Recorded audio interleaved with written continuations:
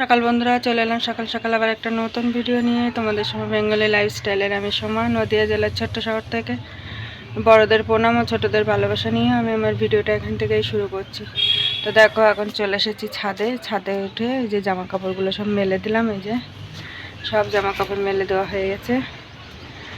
তো এখনও মুখ ধোয়নি, এবার নিচে গিয়ে মুখ ধোবো। নিচের কাজ, ঘর ঝাড় দেওয়া, উঠোন ঝাড় দেওয়া সবই হয়ে গেছে।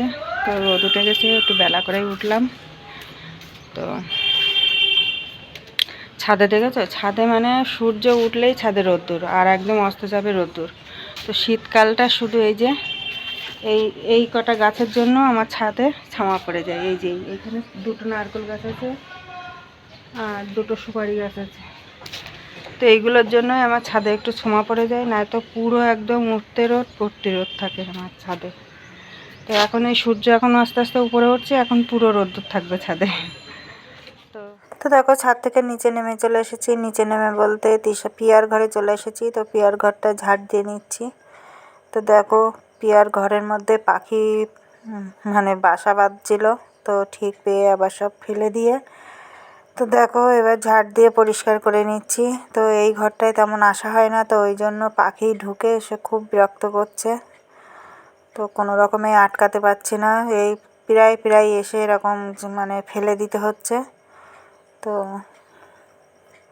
ওই ফ্যানের উপরে বাসা করছে।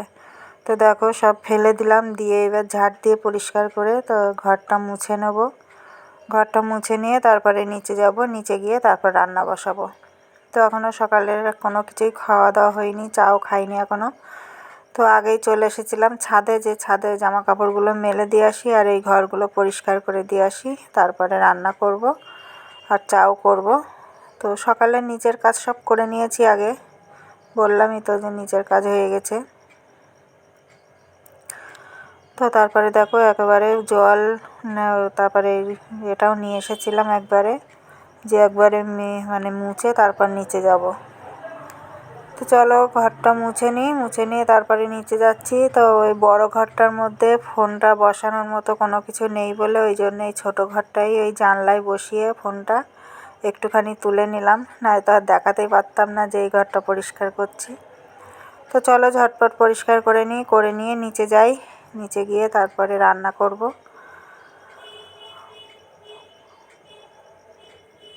তো আজকে দেখি কি রান্না করি। প্রতিদিনই বলি কি রান্না করব, ভেবে পাই না।